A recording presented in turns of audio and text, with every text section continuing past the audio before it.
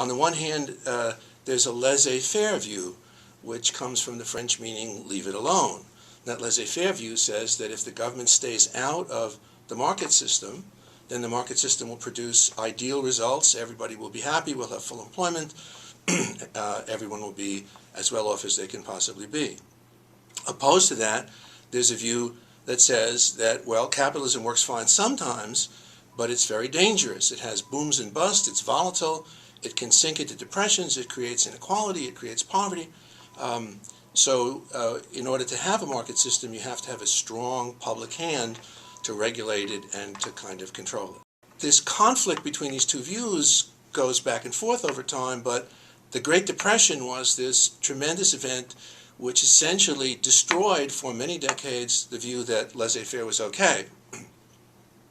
So in the United States in the 1920s, we had a tremendous financial market boom. We had a tremendous rise in inequality. We then had a financial market collapse.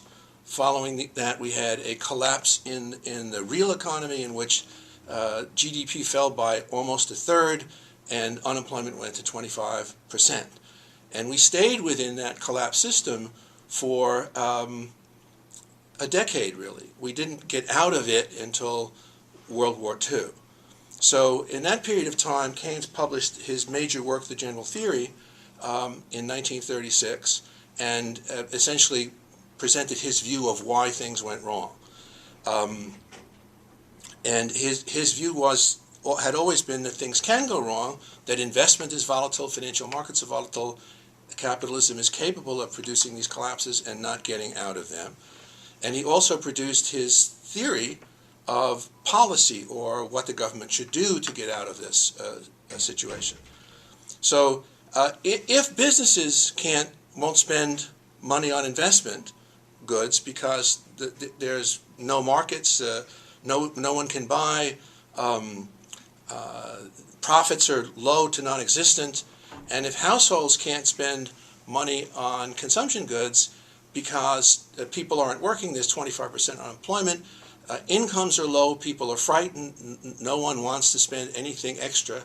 If the financial system has collapsed and no one can get loans, then basically there's no inherent mechanism in the system to generate a rebirth and to move us back to full employment. So Keynes argued that the government is one of these four sectors, and the government's quite capable of intervening in the economy to stimulate growth. So what can the government do? Well, the government can do a number of things.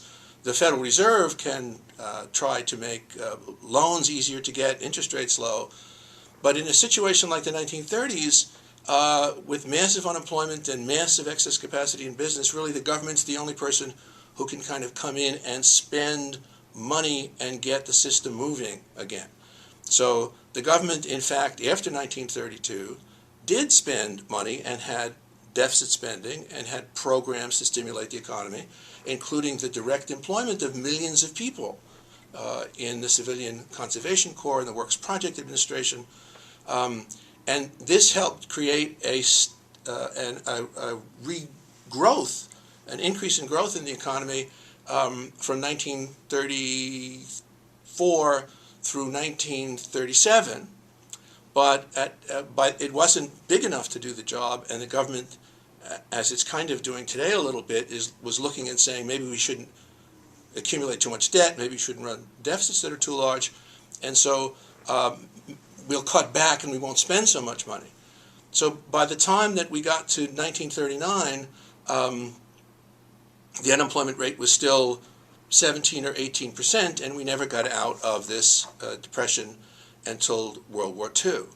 Now, when World War II came, the economy, just under government control, had a complete rebirth. We sent millions of people into the armed services and still produced more consumption goods than we had in 1939.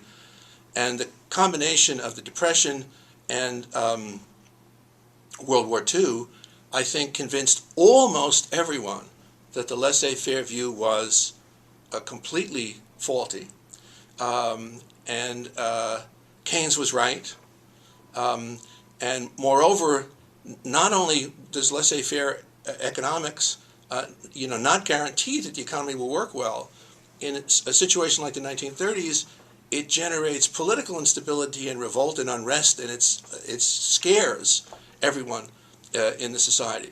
So Keynes turned out to be right. Everyone became a Keynesian, and the economy under Keynesian policies prospered from World War II into the 1970s, at which point there were some problems, and there was a revolt again, and Ronald Reagan came in, and we began to move towards deregulation, laissez-faire, and as Reagan said famously, the government's not the solution to your problems, the government is your problem.